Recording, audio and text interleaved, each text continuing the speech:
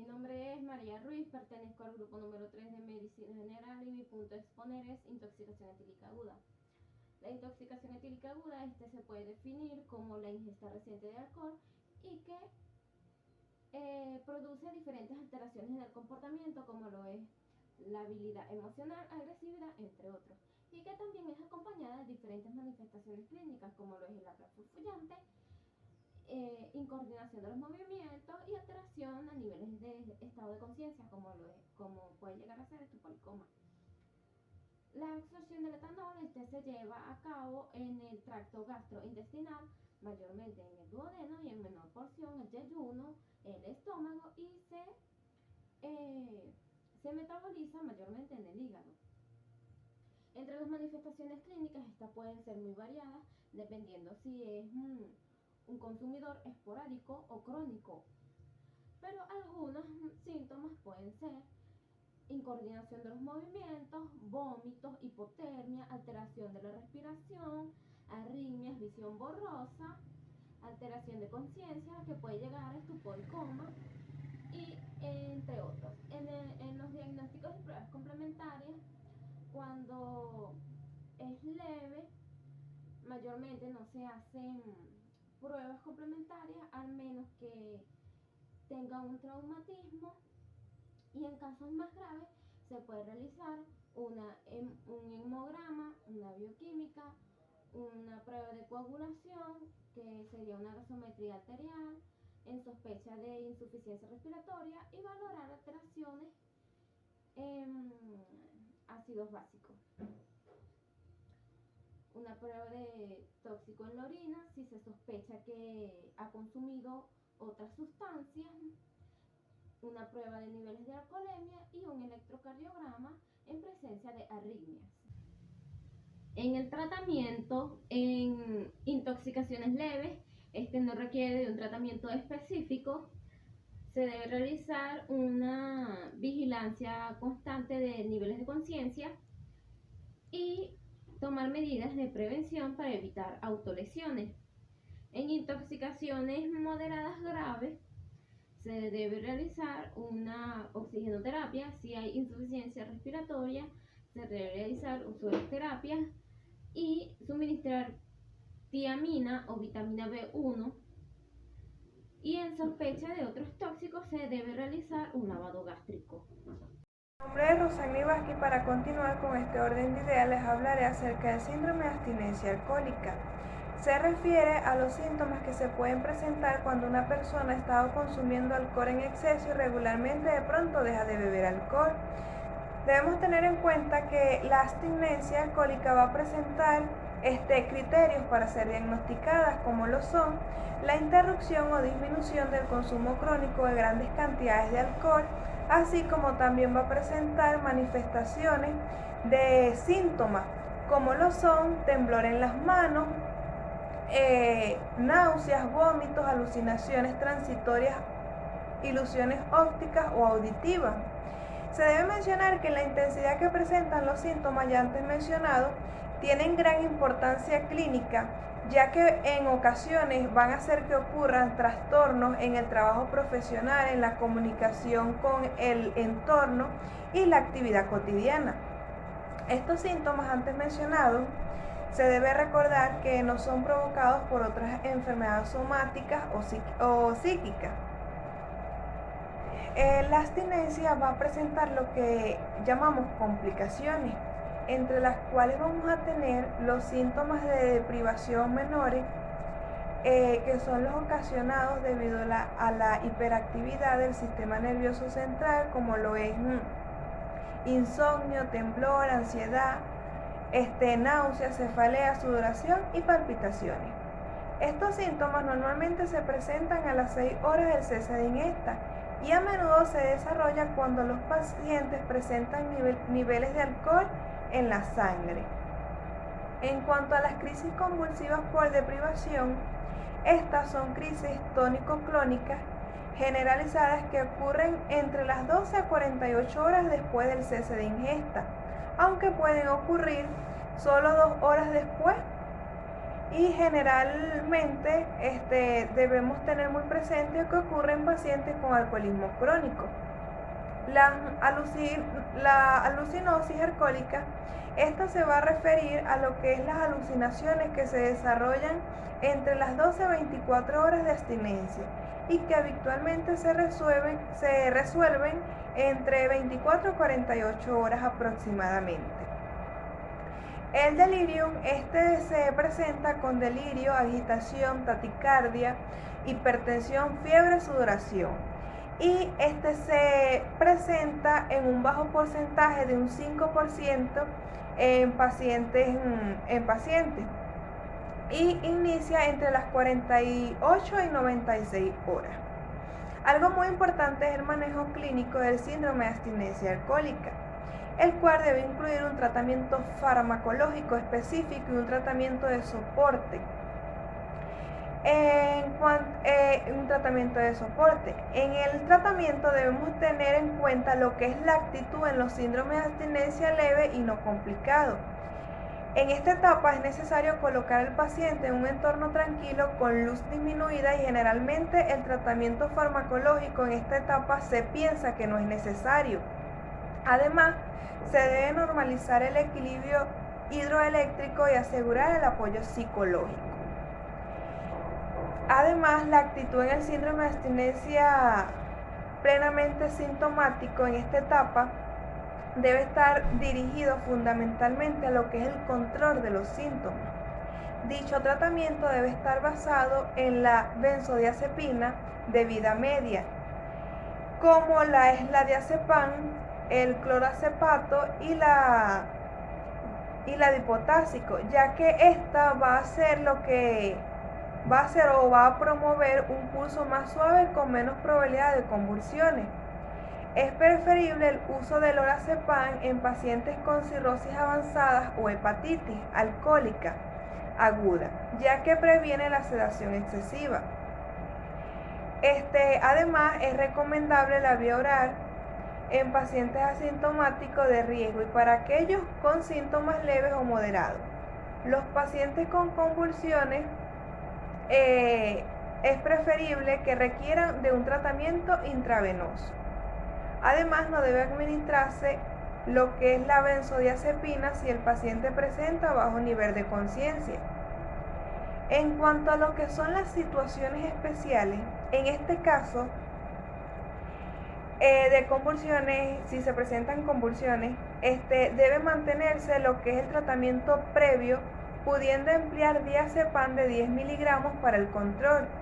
En caso de antecedentes con convulsiones graves, hay que utilizar tratamiento preventivo mediante el programa de dosis fijo con una benzodiazepina de vida media. En pacientes con hepatopatía, es recomendable o se aconseja el programa de tratamiento según los síntomas y la utilización del lorazepam de 1 miligramo por hora, reevaluando al paciente antes de cada dosis, o sea, antes de aplicar cada dosis. En pacientes mayores de 65 años se recomienda el programa de tratamiento según los síntomas con lorazepam o alprazolam de 0,5 miligramos. Además, pueden utilizarse neurolépticos en caso de alucinaciones graves asociados a la benzodiazepina. Pueden administrarse lo que son los beta bloqueantes como el atenolol de 50 a 100 miligramos por día para el control de la hiperactividad simpática. En cuanto al delirium, se propone el empleo de un programa con dosis de carga, el cual va a estar desarrollado con diazepam de 5 miligramos intravenoso, seguido de 2 dosis de 5 miligramos intravenosa cada 5 minutos. Si persiste la agitación, hay que usar 10 miligramos intravenoso cada 5 a 10 minutos en las siguientes 2 dosis.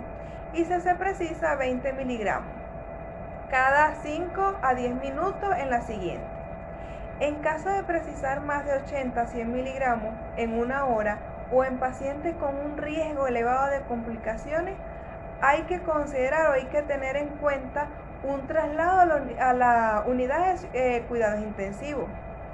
En caso de alucinaciones o agitación grave puede asociarse neurolépticos de 5 miligramos, como lo es el haloperidol intravenoso o intravenoso. Alternativamente, puede haber al diazepam, puede administrarse lo que es el cloroacepato dipotásico de 20 miligramos. Y en cuanto a lo que es el tratamiento de soporte, este se va a caracterizar por lo que es la administración de líquidos, corrección de alteraciones electrolíticas y vitaminas de soporte nutricional, siendo necesaria la contención temporal hasta que se obtenga una sedación adecuada. Si no hay contraindicaciones, debe infundirse fluido isotónico hasta que el paciente se encuentre clínicamente euvolémico. Además, debe administrarse tiamina y glucosa para prevenir o tratar la encefalopatía. Y muy importante que puede administrarse suplementos multivitamínicos y folato. Y de esta manera corregirse la deficiencia de glucosa, potasio, magnesio y fosfato.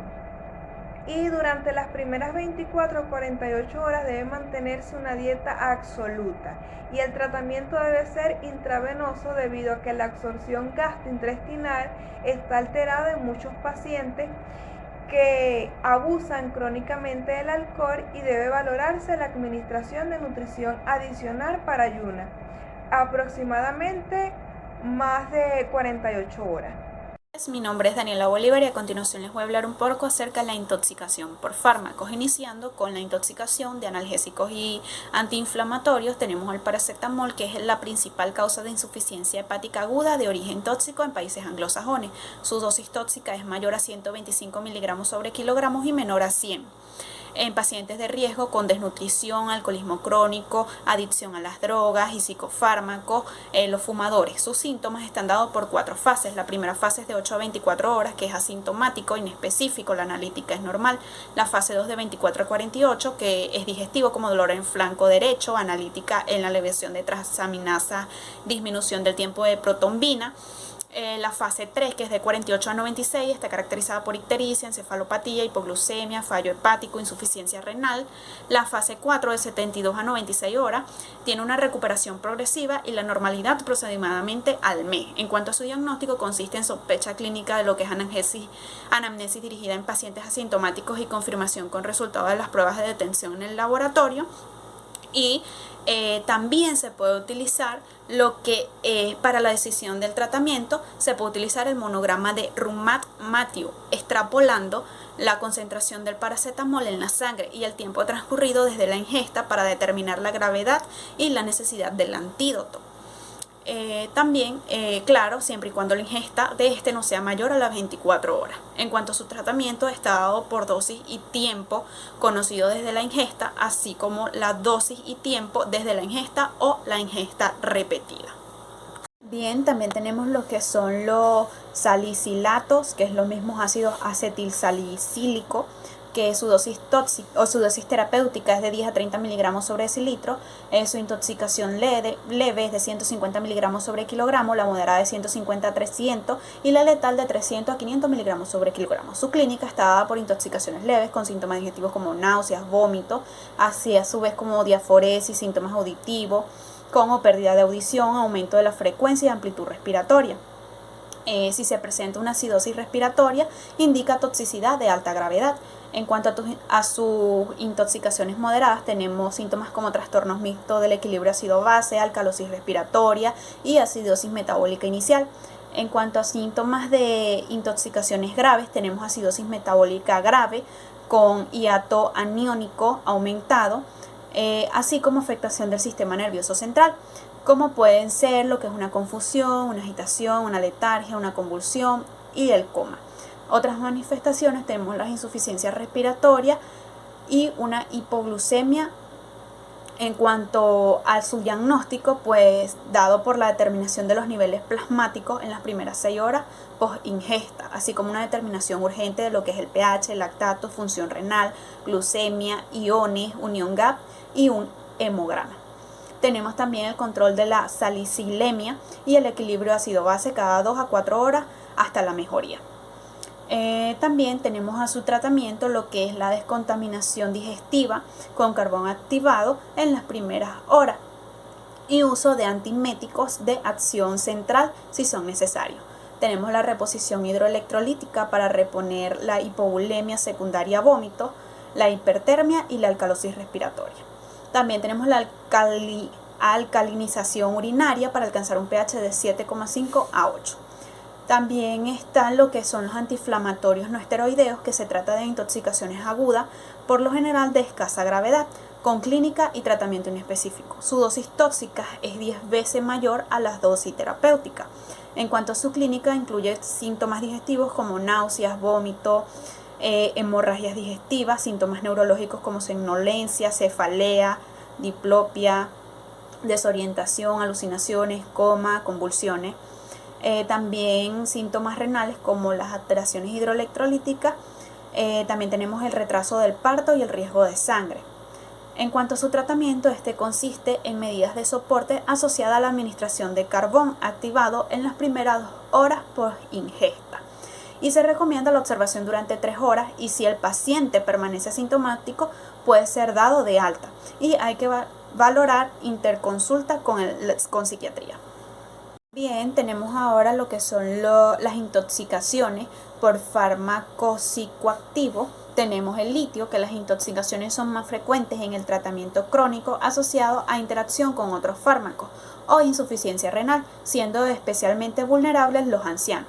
En cuanto a su dosis, la dosis terapéutica es de 0,7 a 1 miliequivalentes sobre litro y la tóxica de mayor a 1,6 miliequivalentes sobre litro. Su clínica en una intoxicación leve tenemos apatía, debilidad, temblor fino, náuseas, vómitos y diarrea. Una intoxicación moderada, confusión, ataxia, temblor, nistagmo.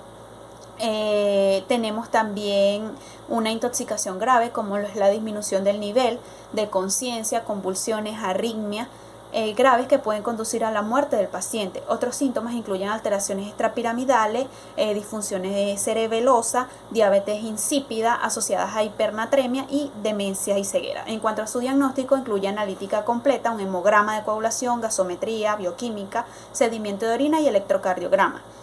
Se considera intoxicado todo paciente con clínica neurológica y litemia mayor a 1,2 miliequivalentes sobre litro.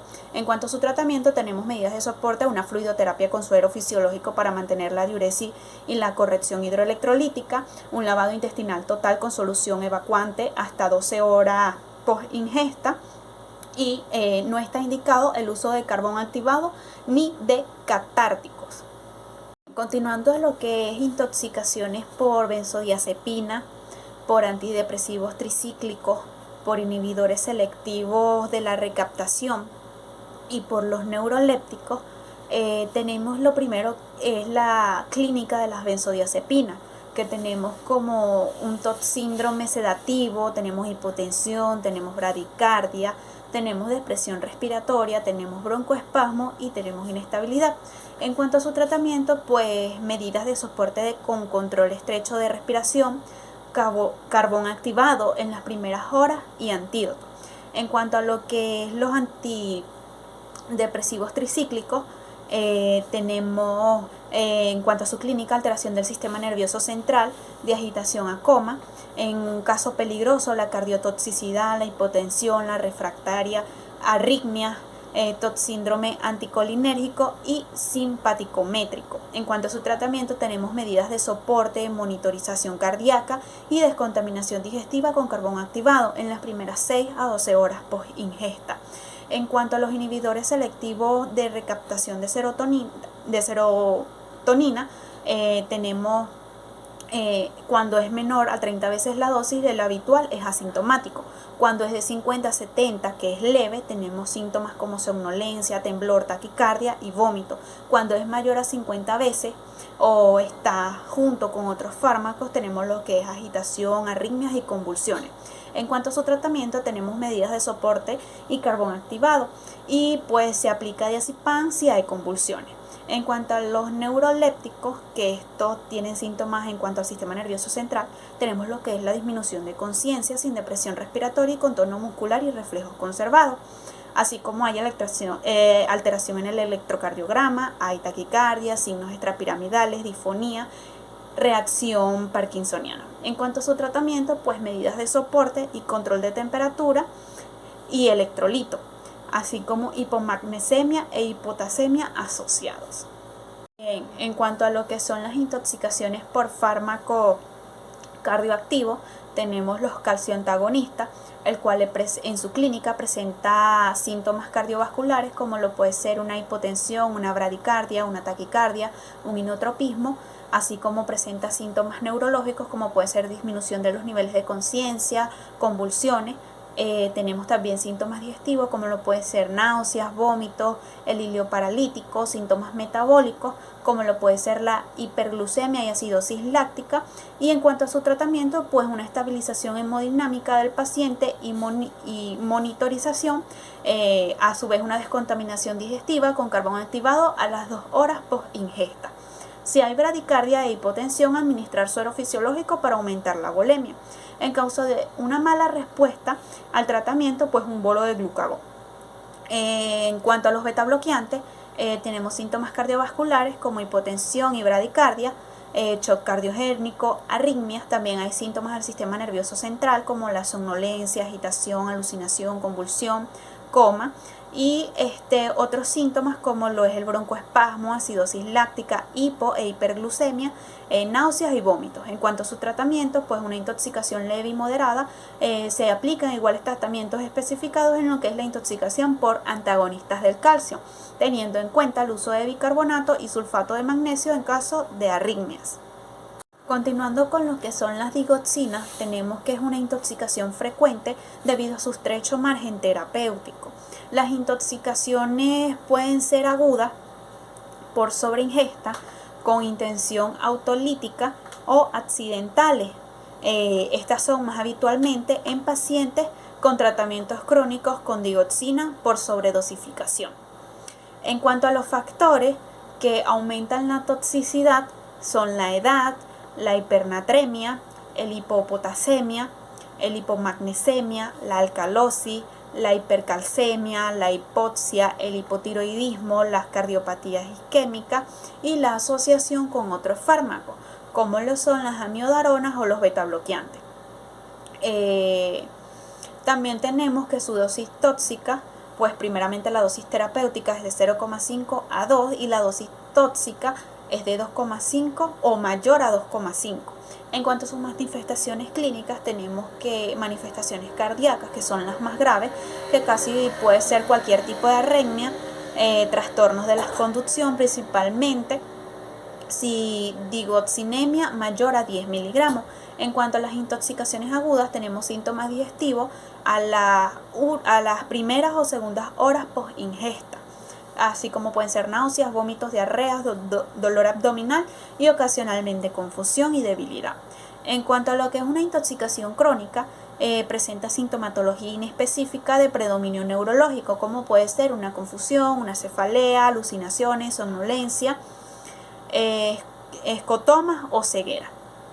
En cuanto a su diagnóstico, pues se realiza con la clínica la determinación iónica, siendo la hiperpotasemia un indicador de gravedad, pues el electrocardiograma y la determinación de digoxinemia 6 horas post ingesta vía oral o 4 horas tras su administración intravenosa.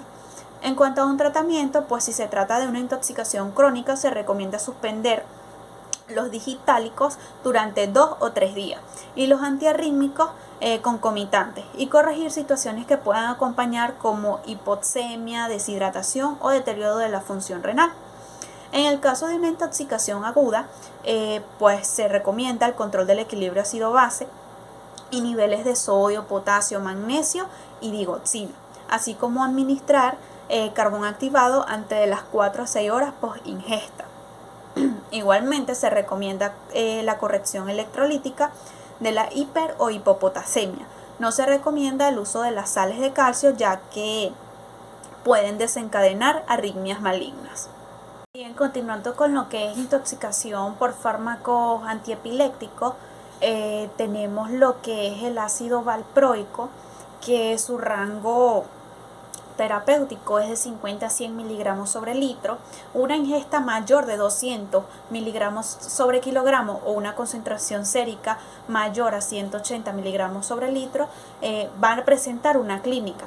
Bien, en cuanto a la carbamazepina, su rango terapéutico es de 4 a 12 microgramos sobre miligramo. Su dosis tóxica es mayor a 12 microgramos sobre miligramo y esta es mayor en consumidores crónicos con un pico tardío de post-ingesta. En cuanto a la fenitoína, pues su rango terapéutico es de 10 a 20 microgramos sobre mililitro. Su dosis tóxica es mayor de 20 microgramos sobre mililitro y el fenobarbital, su dosis tóxica es mayor a 8 miligramos sobre kilogramo o pues una concentración sérica mayor a 150 miligramos sobre litro. En cuanto a la clínica de los antiepilépticos, tenemos que el ácido valproico tiene síntomas en el sistema nervioso central, como lo es la somnolencia, la letargia, el coma, la agitación y temblores. En cuanto a sus signos vitales, hay hipotensión, taquicardia, hipertermia, depresión respiratoria. Hay alteraciones metabólicas como lo es la hiperamonemia con alteración del perfil hepático inusual, hay acidosis metabólicas con anión GAP elevado y hay hipernatremia. En cuanto a sus síntomas digestivos, tenemos náuseas, vómitos, diarrea. Otros síntomas tenemos edema cerebral con clínica de aparición tardía, convulsiones, insuficiencia renal aguda, leucopenia, trombopenia, anemia, pancreatitis, hepatitis. En cuanto a la carbamazepina, tenemos síntomas neurológicos y cardiovasculares y anticolinérgicos. Pueden ser leves como somnolencia, nistagmo, midriasis, ataxia, o moderados como disminución del nivel de conciencia prolongado de los intervalos PR, QT y QRS. Graves como coma, convulsiones, hipotensión y arritmia. Entre los síntomas anticolinérgicos tenemos el hilio paralítico, la hiponatremia e hipertermia. En la fenitoína tenemos nistagmos, náuseas, vómitos, ataxia. También se presentan convulsiones, toxicidad cardiovascular, arritmias, bradiarritmia e hipotensión. En cuanto a al fenobarbital, pues la coingesta de alcohol potencia su acción. En el sistema nervioso central se presenta ataxia y disminución del nivel de conciencia que puede llegar hasta el coma profundo, pudiendo dar lugar a una parada respiratoria e incluso a la muerte. Otros síntomas tenemos hipotensión, hipotermia, shock. En cuanto a complicaciones, puede haber una broncoaspiración o insuficiencia renal, así como convulsiones. En cuanto al tratamiento de ácido valproico, tenemos el tratamiento de soporte y carbón activado en las primeras 2 horas post-ingesta. También la naloxona de 0,4 miligramos intravenoso en bolo en la depresión respiratoria puede ser beneficioso. La L-carnitina si hay hiperamonemia y hepatotoxicidad, así como en la disminución del nivel de conciencia. La carbamazepina en medidas de soporte cardiovascular y carbón activado, si hay arritmias y alteraciones en el electrocardiograma, bicarbonato intravenoso. Y si hay convulsiones, una benzodiazepina. En cuanto a la fenitoína, pues el tratamiento consiste en un soporte de monitorización y carbón activado. En el fenobarbital, el tratamiento de soporte cardiorrespiratorio y mantenimiento de la función renal, a su vez un lavado gástrico y carbón activado con intubación orotraqueal si hay bajo nivel de conciencia, y una diuresis forzada alcalina si la función renal es normal. Iniciando a las intoxicaciones naturales, tenemos intoxicaciones por plantas que la mayor parte se producen por ingestión, sea de forma accidental, confundiéndolas por plantas no tóxicas o por usos tradicionales en la medicina, o con fines lúdicos. Dentro de las intoxicaciones por plantas las hay de distinta gravedad. Las podemos clasificar en función del principal órgano diana, teniendo en cuenta que pueden producir afectación a varios niveles. En la mayoría de los casos de intoxicación por planta no vamos a poder saber cuál es la responsable de la clínica del paciente, aunque los síntomas nos pueden orientar para identificar al menos el órgano o sistema afectado. Además, en general no existe un tratamiento específico. Es por este motivo, en todos los casos de ingestión de plantas venenosas se recomienda el vaciado gástrico o la administración de carbón activado en las primeras horas, además de tratamiento sintomático y en función del órgano diana afectado. La intoxicación por setas, esta se produce por la ingesta de uno o más tipos de setas tóxicas y los cuadros clínicos son muy variables. Existen varios síndromes clínicos descritos, clasificados en función de los síntomas predominantes en cada uno de ellos y se pueden dividir en dos grupos dependiendo del periodo de latencia, tiempo desde la ingesta hasta la aparición de los síntomas. Está el periodo de latencia corto, que es menor a 6 horas, que suelen ser síntomas leves, y el periodo de latencia largo, mayor a 6 horas tras la ingesta. En cuanto a sus manifestaciones clínicas, pues fundamentalmente se sospecha por la historia clínica, donde hay que incluir el tipo o tipos de setas ingeridos, si se conoce, y la hora de la ingesta para conocer el periodo de latencia. Hay que tener en cuenta que si se han ingerido varios tipos de setas, solo pueden separarse de los síntomas. El hecho de que el paciente o sus acompañantes no aporten muestras de setas no tóxicas descarta la ingesta de setas tóxicas. Además, se puede recoger muestras de las setas más intentar identificarlas. Se debe guardar en papel y no en plástico. En cuanto esta puede tener el tratamiento, digamos, específico de lo que es las intoxicaciones por seta, tenemos el control hemodinámico estricto, valorar el lavado gástrico, la utilización del carbón activado y corregir alteraciones hidroelectrolíticas, pues si las hay. Continuando, tenemos lo que es la intoxicación por animales, en el cual están las serpientes, que se puede decir que están las víboras y las culebras, el cual alguna diferencia entre ambas es que la víbora tiene una cabeza triangular, mientras que la culebra tiene la cabeza redondeada. Además que las víboras suelen medir o son cortas, miden menos de 50 centímetros y las culebras pueden llegar a medir hasta 2 metros. Y su actitud, la actitud de la víbora es lenta y pacífica y son nocturnas, mientras que las culebras son más agresivas y diurnas. En cuanto a las clínicas de lo que es la inyección del veneno, esta puede ser subcutáneo, intravenoso o intramuscular, produciendo en estos últimos casos sintomáticos más graves y de progresión más rápida. No siempre estas van a inyectar el veneno al morder, es por ello que existen grados de envenenamiento. Sus pruebas complementarias se debe realizar un análisis de sanguíneo como mínimo, hemograma y coagulación para descartar leucocitos mayores a 15.000 y plaquetas menores a 150. El tratamiento va a depender de la gravedad según la clínica. Puede ser el lavado de la herida, la agua tibia, aplicar antiséptico. No se puede aplicar torniquetes ni succionar el veneno, ya que no funciona. También tenemos lo que son los arácnidos, que son una especie que puede producir toxicidad sistémica. Tenemos la viuda negra, que tiene un veneno neurotóxico y suele producir una picadura con 2 marcas. Produce dolor muy intenso, náuseas, vómitos, sudoración, agitación, rigidez muscular. El tratamiento es sintomático, incluyendo el gluconato, para controlar los espasmos musculares y el tratamiento específico. Si aparecen síntomas anticolinérgicos, también está la araña marrón, que la reacción es sistémica, es muy rara en nuestro medio y suele aparecer a las 24 horas. Aparece fiebre, malestar general, náuseas, vómitos, hemólisis y fallo renal. El tratamiento es sintomático. La tarántula solo puede producir una reacción local muy dolorosa y urticaria. Continuando con las intoxicaciones, tenemos los mamíferos, que las mordeduras más frecuentes son las producidas por los perros y las que más se infectan. Tenemos la de los gatos seguidas las del humano. Su gravedad suele depender de la zona afectada. Las más graves son la de la cara y el cuello. Las características del paciente van a depender y estas son más graves en niños. En cuanto a la limpieza, puede ser una herida profunda, que es lo más eficaz para prevenir la rabia. Se debe limpiar durante 15 minutos como mínimo con agua y jabón y piridona yodada o alcohol al 40 o 70%. El riesgo de contraer la rabia es mayor en los siguientes casos: en un animal como posible vector de rabia, como puede ser un perro, murciélago, gato, zorro, hurones. En cuanto al tratamiento, como se mencionó anteriormente, es necesario la limpieza de fondo de la herida para así eliminar lo que es la rabia, y pues la vacunación. En cuanto a insectos, los principales insectos que pueden producir intoxicación son las abejas, avispas, abejorros, garrapatas, orugas y escorpiones. Su tratamiento en las picaduras de insectos en general varía en función al tipo de reacción local o sistémica que presente el paciente.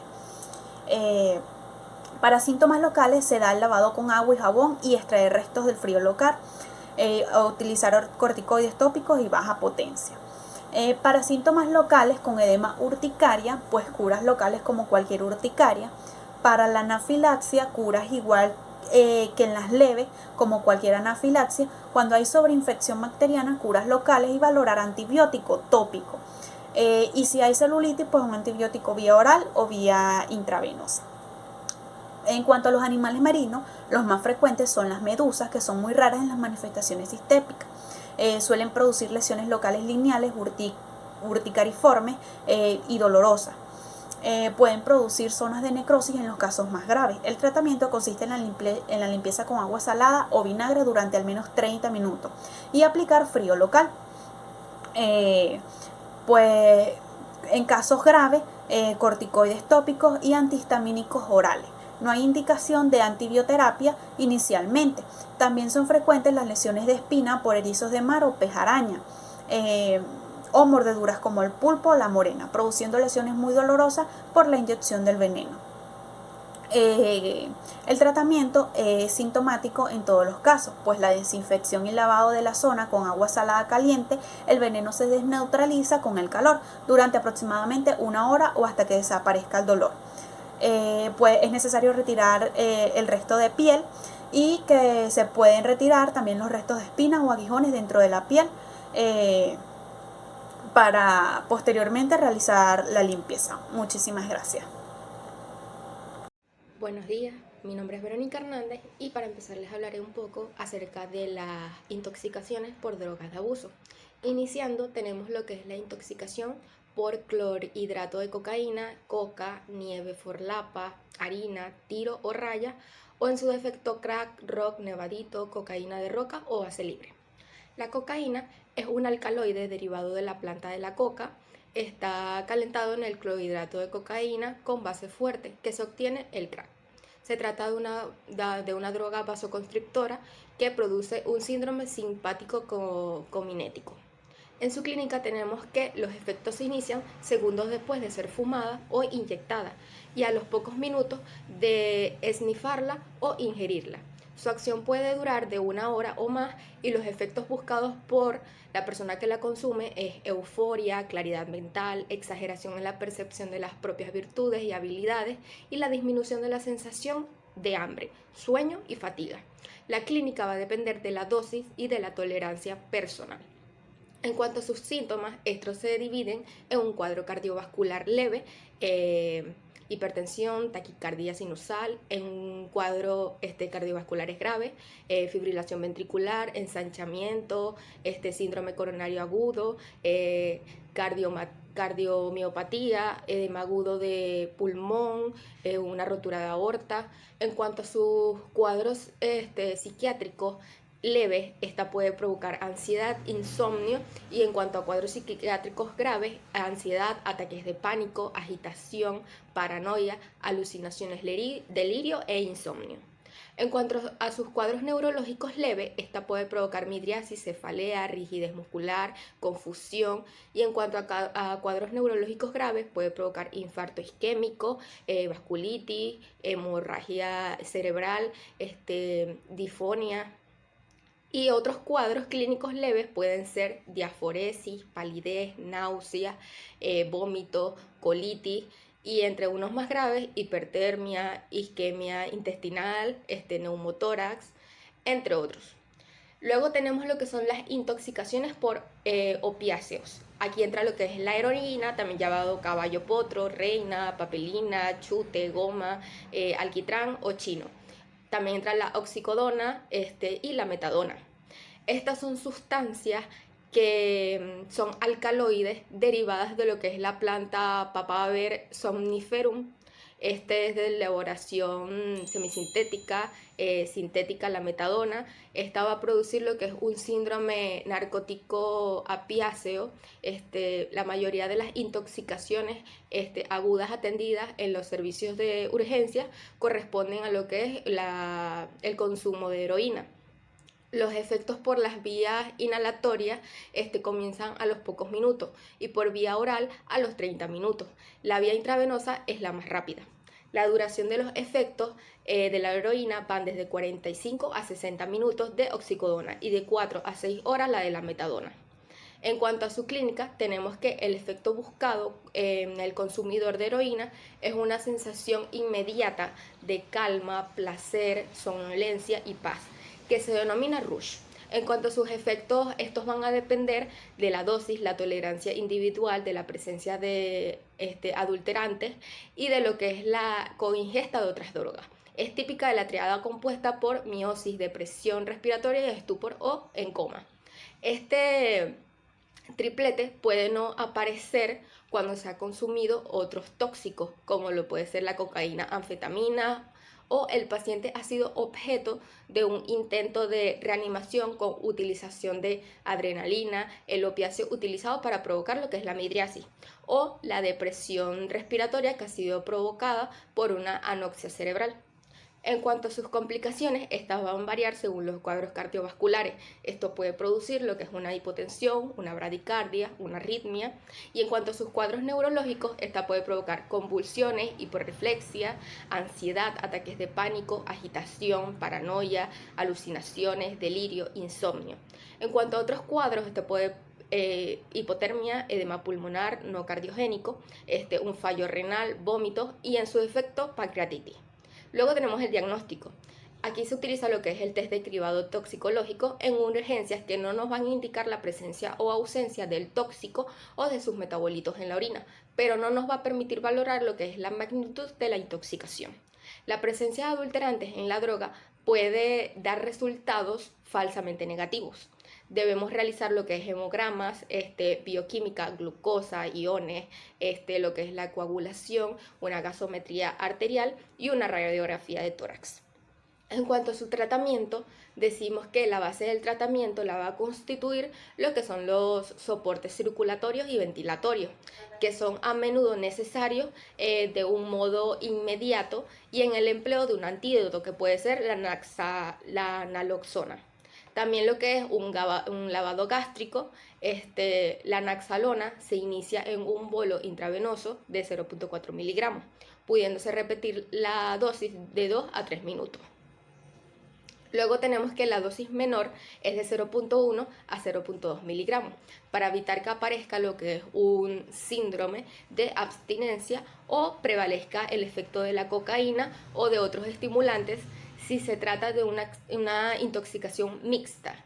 Si no se consigue un acceso venoso, se puede utilizar lo que es una vía intramuscular o incluso por vía endotraqueal, aunque su eficacia es menor si se consigue revertir el cuadro clínico, en donde se aconseja mantener lo que es la naloxona en una perfusión continua, ya que sus efectos solo duran entre 10 y 15 minutos y algunos opiáceos tienen una vida larga. En pacientes adultos a dosis altas de heroína, el tratamiento con naloxona se puede desencadenar lo que es un síndrome de abstinencia agudo que se puede tratar con benzodiazepina.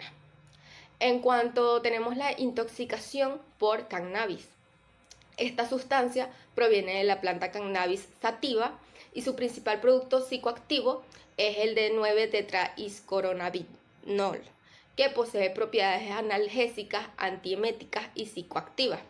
Hay un porcentaje elevado de consumidores que realizan lo que se denomina consumo intensivo, diario o casi diario. Los cannabinoides sintéticos consisten en un grupo de sustancias que imitan efectos del D9, uniéndose a los receptores del sistema cannabinoide endógeno. Por este motivo, ha sido vendido como una marihuana legal.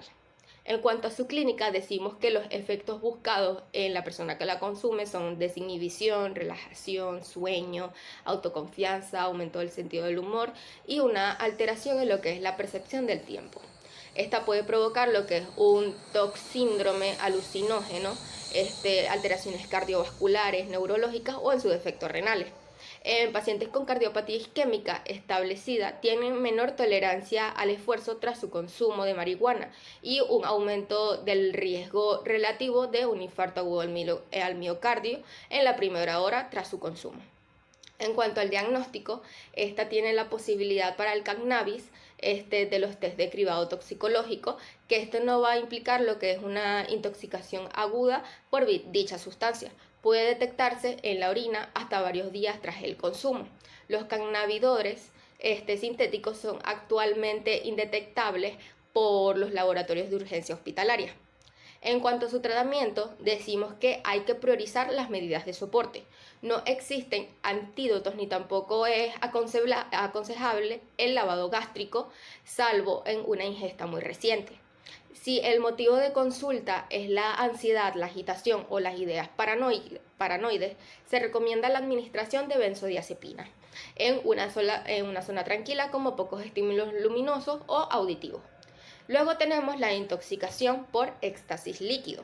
El éxtasis líquido o gamma hidroxibutirato es un depresor del sistema nervioso central de efectos eurizantes similares a lo del alcohol etílico.